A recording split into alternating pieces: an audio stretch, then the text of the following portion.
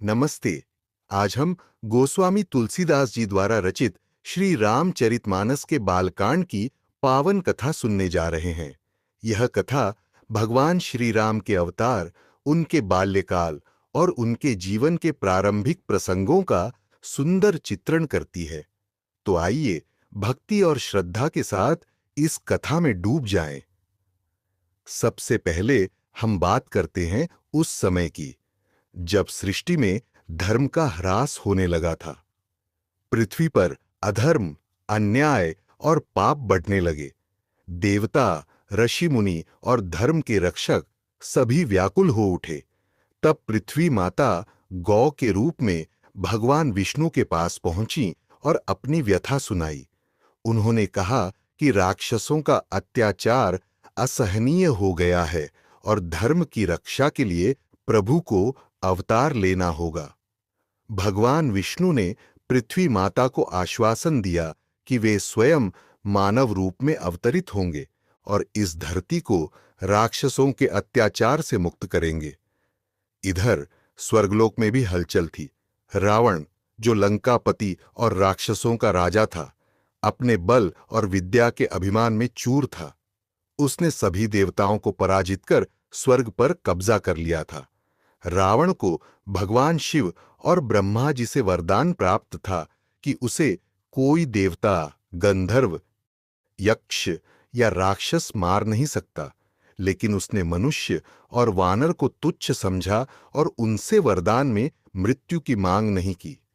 यह उसकी सबसे बड़ी भूल थी। देवताओं ने भगवान विष्णु की शरण ली और उनसे प्रार्थना की कि वे रावण का अंत करने के लिए अवतार लें। भगवान विष्णु ने कहा कि मैं अयोध्या में राजा दशरथ के पुत्र के रूप में जन्म लूंगा और रावण का वध कर धर्म की स्थापना करूंगा। इस तरह भगवान विष्णु ने मानव रूप में अवतरित होने का संकल्प लिया। अब कथा आती है अयोध्या की। अयोध्या एक पवित्र और समृद्ध नगरी थी, जहां सूर्यवंश के राजा दशरथ शासन करते थे। दशरथ बड़े धर्मात्मा, दयालु और प्रजापालक राजा थे। उनकी 3 रानियां थीं, कौसल्या, कैकेयी और सुमित्रा। लेकिन उनके जीवन में एक कमी थी, उनके कोई संतान नहीं थी। इस कारण राजा दशरहुड़ी और राज परिवार को बहुत दुख था।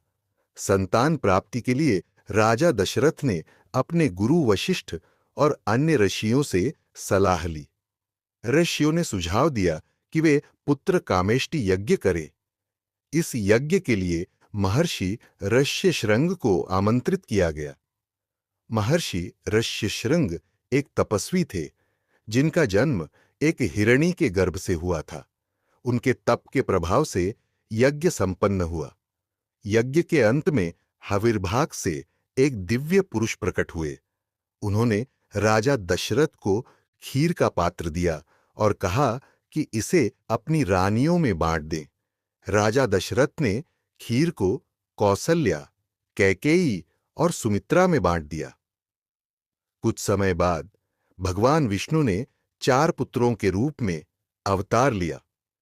कौसल्या के गर्भ से श्री राम, कैकेयी के गर्भ से भरत और सुमित्रा के गर्भ से लक्ष्मण और शत्रुघ्न का जन्म हुआ।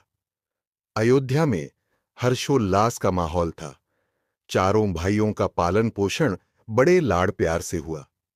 श्री राम बचपन से ही गंभीर, सुशील और आज्ञाकारी थे। वे धनुर्विद्या और शास्त्रों में निपुण थे। उनके गुरु वशिष्ठ ने उन्हें धर्म, नीति और युद्ध कला का ज्ञान दिया। जब राम युवा हुए, तब उनके जीवन का एक महत्वपूर्ण प्रसंग सामने आया। मिथिला नगरी में राजा जनक ने अपनी पुत्री सीता के स्वयंवर का आयोजन किया। राजा जनक के पास भगवान शिव का धनुष था, जो इतना भारी था कि कोई इसे उठा भी नहीं सकता था। स्वयंवर की शर्त थी कि जो भी इस धनुष को उठाकर उसकी प्रत्यंचा चढ़ाएगा, वही सीता का पति बनेगा। श्री राम और लक्ष्मण अपने गुरु विश्वामित्र के साथ मिथिला पहुंचे।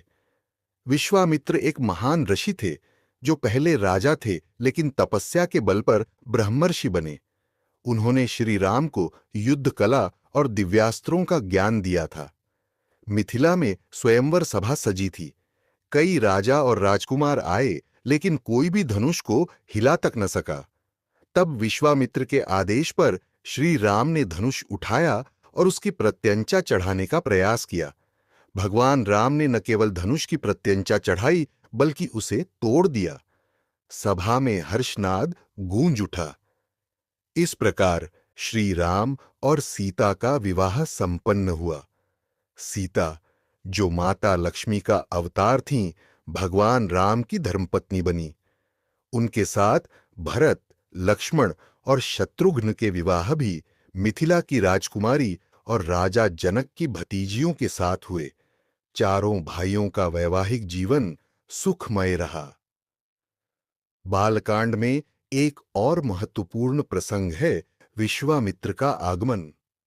विश्वामित्र जब अयोध्या आए, तब उन्होंने राजा दशरथ से राम और लक्ष्मण को मांग लिया, ताकि वे उनके आश्रम की रक्षा करें। राक्षस ताड़का और उसके पुत्र मारीच वहां ऋषियों को तंग करते थे। राजा दशरथ पहले अनिच्छुक थे, लेकिन वशिष्ठ के समझाने पर उन्होंने राम और लक्ष्मण को विश्वामित्र के साथ भेजा। राम ने ताड़का का वध किया और मारीच को भगा दिया। इस प्रकार राम ने अपने धर्म का पालन करते हुए ऋषियों की रक्षा की। बालकांड में गोस्वामी तुलसीदास जी ने भगवान राम के अवतार, उनके जन्म, बाल्यकाल, शिक्षा, विश्वामित्र के साथ उनके कार्य और सीता स्वयंवर तक के प्रसंगों का वर्णन किया है। यह कथा हमें धर्म, भक्ति और कर्तव्य का मार्ग दिखाती है। श्री राम का जीवन हमें सिखाता है कि चाहे कितनी भी विपत्ति आए, धर्म के मार्ग से कभी विचलित नहीं होना चाहिए। अंत में हम कह सकते हैं कि श्री रामचरितमानस का बालकांड हमें भगवान राम के चरित्र की नींव रखता है। उनकी सहनशीलता, धैर्य और धर्मनिष्ठा हमें प्रेरित करती है। यह कथा न केवल एक कहानी है, बल्कि जीवन जीने का एक दर्शन है।